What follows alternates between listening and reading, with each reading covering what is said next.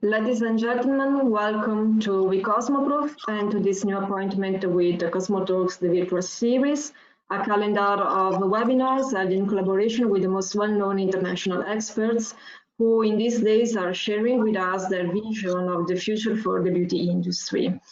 This webinar is entitled Born in a Pandemic, How and Why Some Beauty Brands Are Innovating in the Face of COVID-19. We will have an overview of how the companies represented by our special guests today are investing in new projects despite the difficulties created by COVID-19. The webinar will last 20 minutes. At the end, there will be a 5-minute Q&A session, so I kindly invite our attendees to share any questions on the chat box. Now it's a pleasure for me to introduce Mrs. Kacey, editor of CosmeticsDesign-Europe, our moderator today. So CosmeticsDesign.com is really a strategic media partner for the CosmoProof events all over the world, thanks to its editions in Europe, in Asia, and in the US. And so for me, it's really a pleasure to have Kacey with us today. So thanks, Kacey, welcome. And I would leave the stage to you so that you can introduce our special guests for today. Thanks and enjoy the webinar. Brilliant. Thank you very much, Ariana. And hello, everybody, to this webinar. I'm delighted to be joined by 3 panelists today. We've got a great representation of the beauty world globally. First off, we've got Alvaro Torres, who is the CEO and Director of Khiron Life Sciences, a Latin American life sciences corporation with a CBD skincare line, Creeder. We've also got Carlotta del Canale. She is the Technical Marketing Director for the Davines Group, an Italian cosmetics company specialized in sustainable skincare and hair care. And we've also got Zaffrin O'Sullivan, founder of 5 Botanics, a British indie brand specialized in minimalist skincare. So thank you to the 3 of you for joining today on this important topic. And firstly, I'd just like to go through why we are discussing being born in a pandemic and beauty innovation at such a time. This ongoing novel coronavirus has halted life as we know it. We've seen national lockdowns, global business networks shuttered, and consumers adjusting to working and schooling kids from home. And the impact has been unprecedented. Now, the beauty industry has been hit especially hard as an industry intrinsically linked to image and identity. The seismic shift of social contact ceasing and health and economic worries taking precedent has impacted beauty sales. Now, we have started to see a slight uptick given lockdowns are slowly lifting, and certainly at the beginning of this global crisis, we did see a lot of interest in self-care and hygiene. But beauty and the industry globally has really been forced to reassess how it can remain relevant in today's climate. Now, we've brought these 3 companies together to discuss just that. Each of them are continuing with product development plans and product launches. Khiron Life Sciences, the CBD cosmetics line that they have, was launched 2 years ago, but they are still going ahead with planned global expansion. The Davines Group, we can't say too much about it, but they have a hair care range due to be launched in a couple of months. Again, they are still going ahead with that launch. And 5 Botanics actually launched a cleansing balm last week, a little behind schedule, but again, an example of a product coming to market during this crisis. So I'd really like to kick things off actually with finding out how COVID-19 has impacted your business, you know, perhaps negatively or positively, and the immediate response your company took when the crisis first started.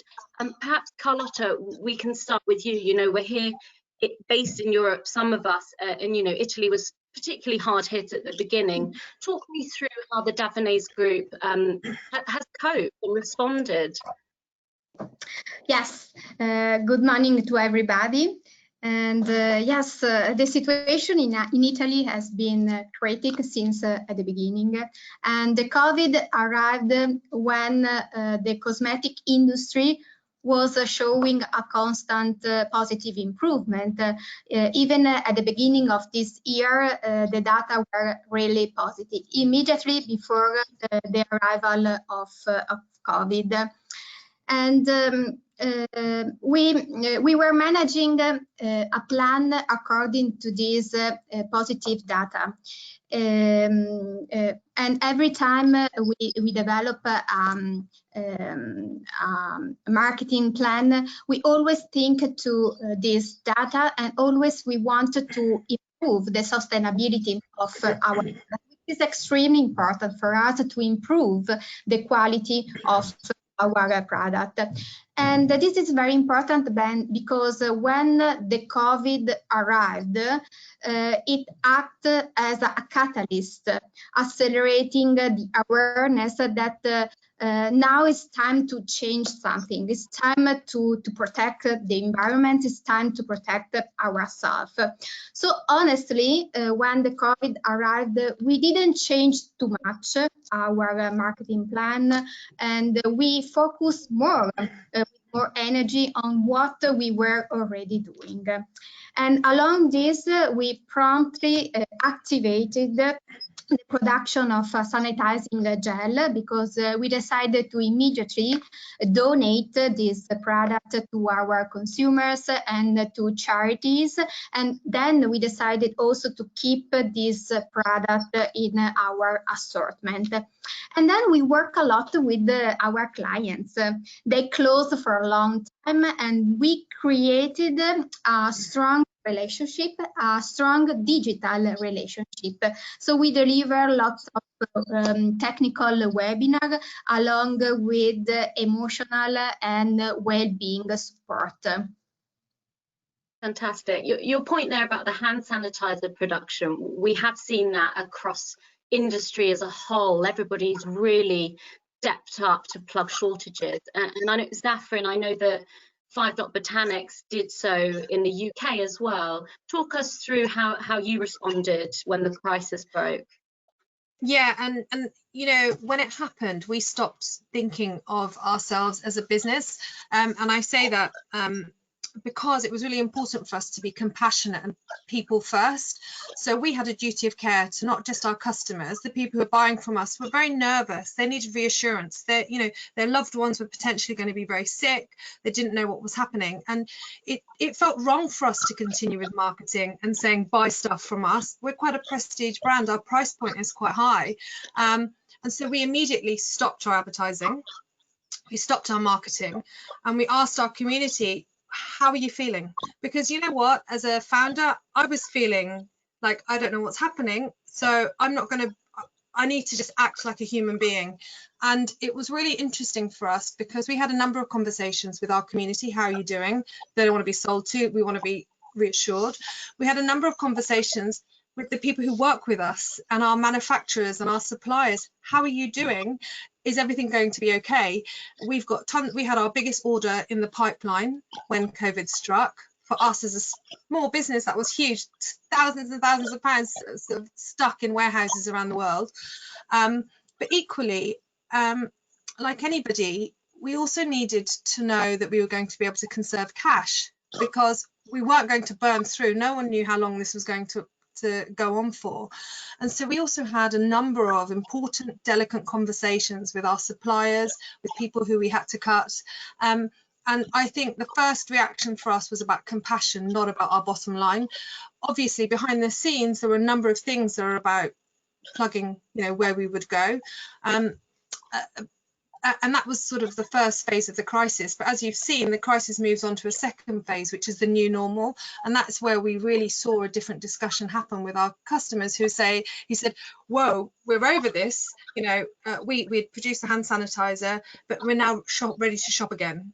And that's where we created a really different conversation with our customers, and where our brand actually started to have quite a bigger impact in terms of sales, because people understood what we stood for more. Yeah. Now, Alvaro, your company is in an interesting position, being a life sciences corporation and also based in Latin America, where we are still seeing the crisis really have a significant grip, even from a health standpoint. Talk us through what your company is doing and how you've responded.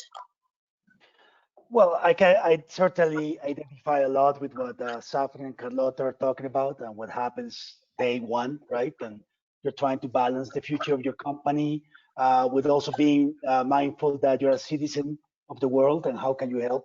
How's everybody feeling, right? I guess we're lucky in the fact that we have several ways of doing that. So I guess for me, the priority was one, what can we do to help? As I told you before, we also own our own clinics. We also have a medical cannabis division. So we start looking at donation of PCR equipment for the government of Colombia so that they could do more testings, which I think is particularly important to do right now. Working with the communities in which we work with, supplying food, supplying medical equipment for protection. I think it's amazing that if we want to get out of this crisis, we gotta help the health professionals. Giving them everything they can, because they're the ones sort of in the forefront of this battle against COVID. So it was and it's still today. It's a question I ask myself: what else can we do to help? We are buying serological tests that we're giving away, that we're giving to corporations, because I think the faster we can try to get back to, let's call it normal, I think the better for everybody. So I agree completely with Zaffrin. You have to also ask everybody how you're doing. And I guess second for me was also the jobs, right? Because in this industry, and particularly for ourselves, we live in an age where we have a lot of sales representatives who make their living out of being on the front, and those are the people that immediately cannot do their job, right? Because the stores are not allowing these sort of things to happen.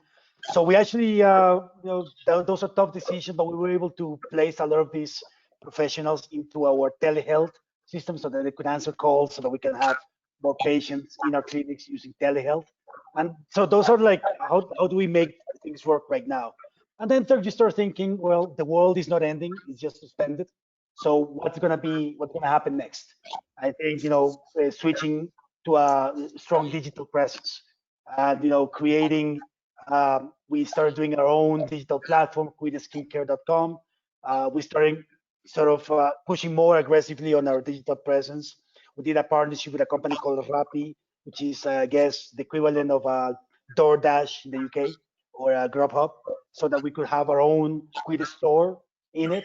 And we started to see that coming up back in Mother's Day a couple of weeks ago. So I think we have to adjust to the reality of how do you do good. And particularly we're talking about the brands and how consumers identify with brands. I think now it's about doing good and doing something that's just besides profit. And I think profits will come if you are concerned about your role in the world, particularly now and after this. So when we can have that connection, because we're actually trying to make sure that we can improve people's lives.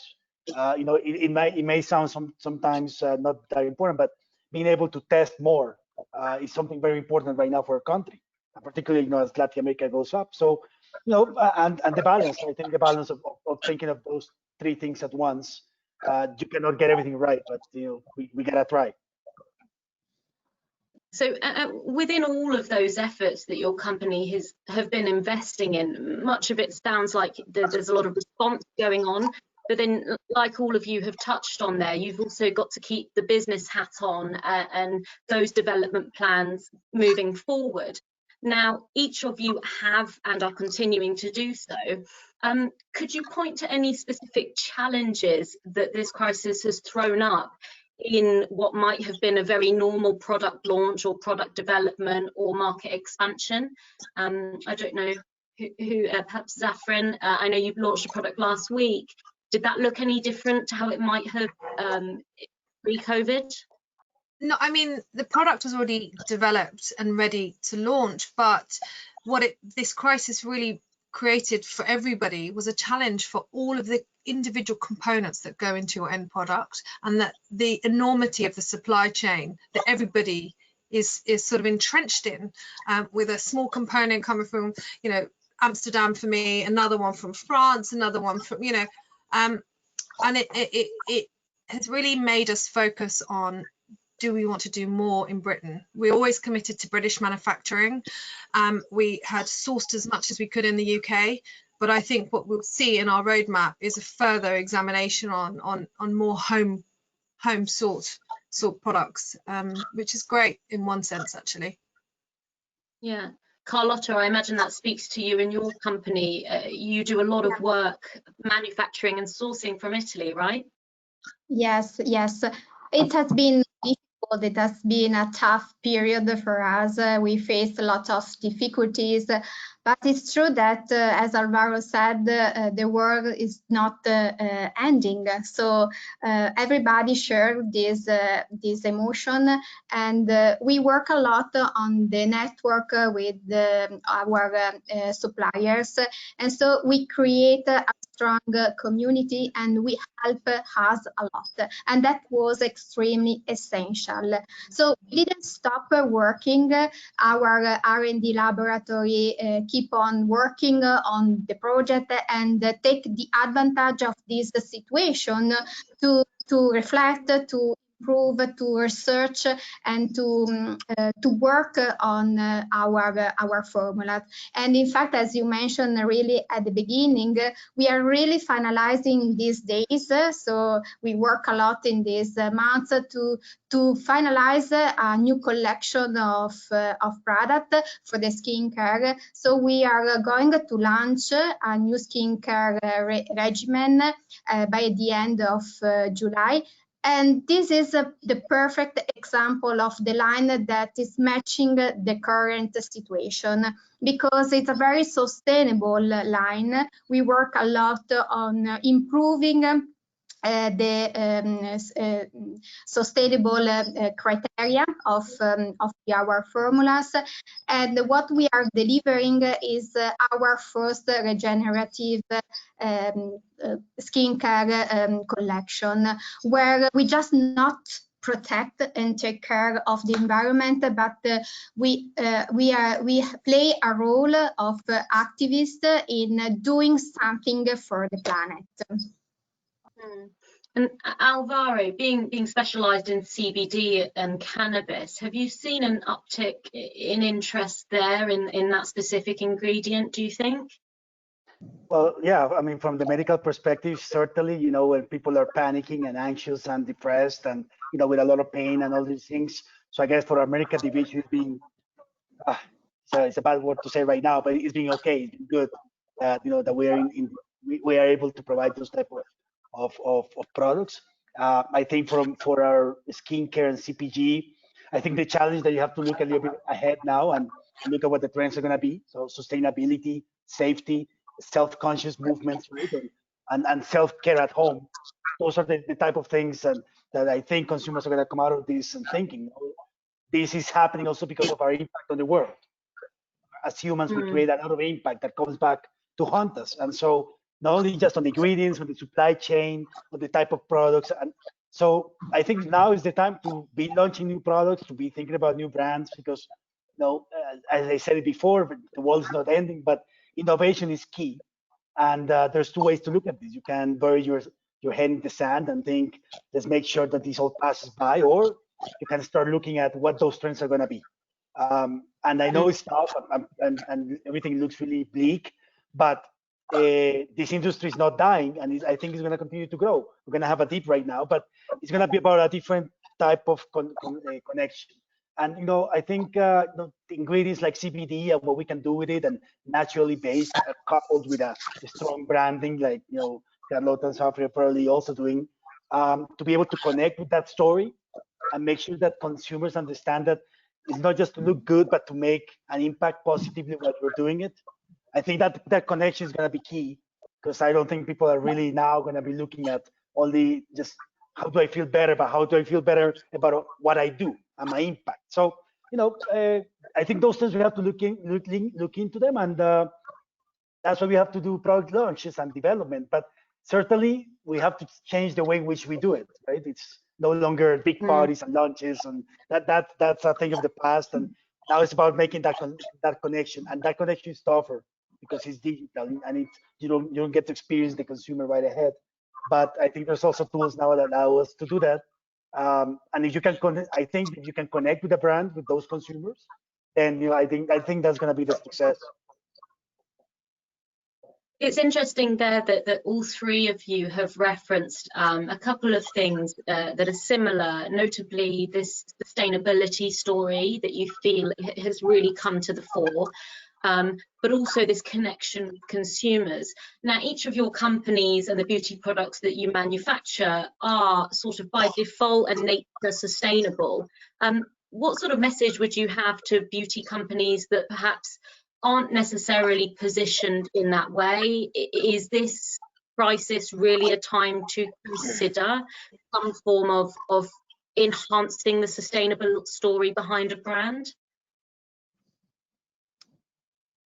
Yeah, I mean, I don't believe any brands that don't have sustainability at their hearts will really survive in the next 5 to 10 years. I think it's kind of almost, impossible now. I think, the consumer sentiment has changed. COVID has only accelerated what was already inevitable. Those that aren't thinking about what is my environmental impact, what is my social impact, how do I fit into society, they almost seem archaic. To think of those brands existing in 5 years just doesn't feel that could possibly be true. I may be wrong, but I think sustainability is the new norm, really. Mm-hmm. Yeah. Yeah, I would say that, complementing what Zaffrin is saying, it was something that was inevitable. We probably didn't pay attention as we should have, right?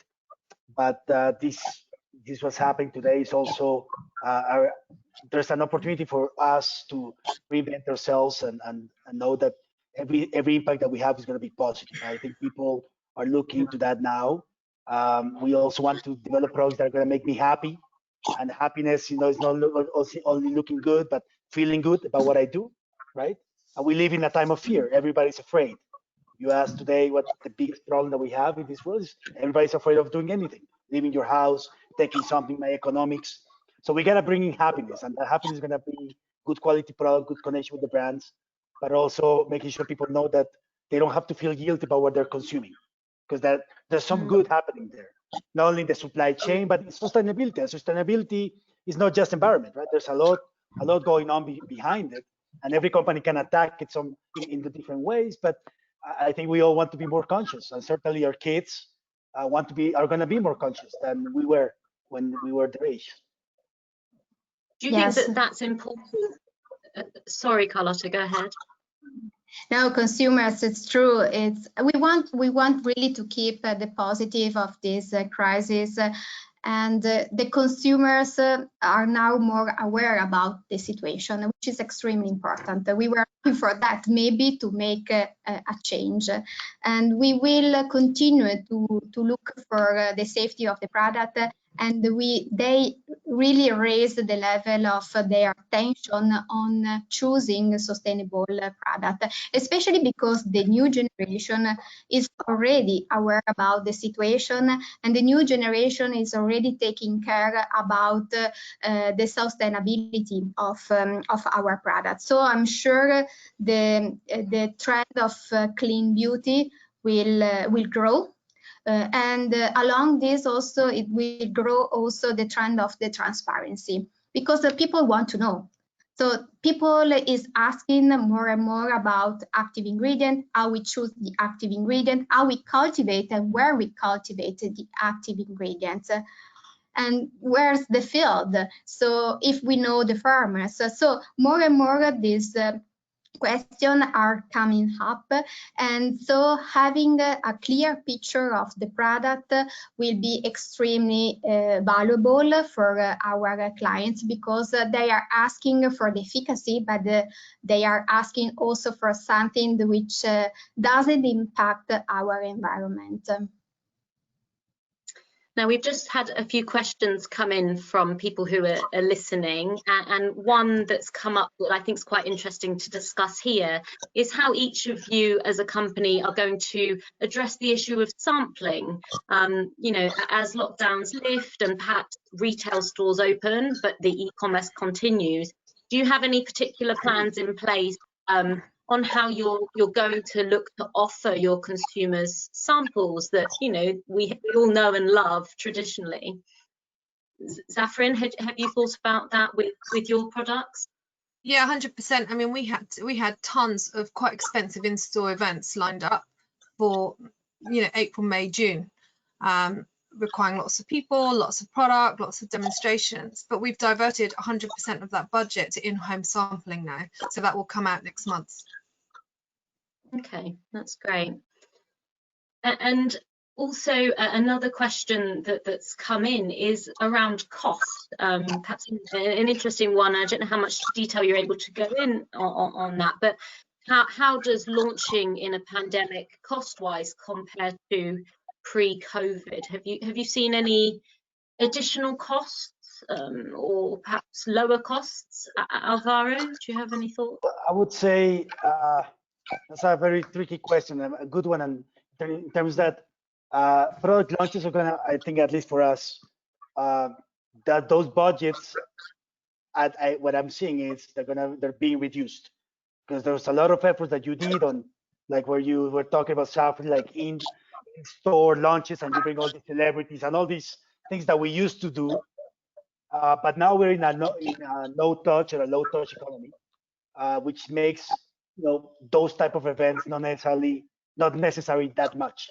But you have to connect with the brand, so you're gonna have to do, at least in our case, a lot of investment in engaging, and a lot more, I would say, on things that we didn't really think about it before, like data analytics and artificial intelligence, so you can understand what's happening out there, what are people searching for, and how can you target those consumers once you have more information. So I think information is going to be a key part of that, at least from my point of view.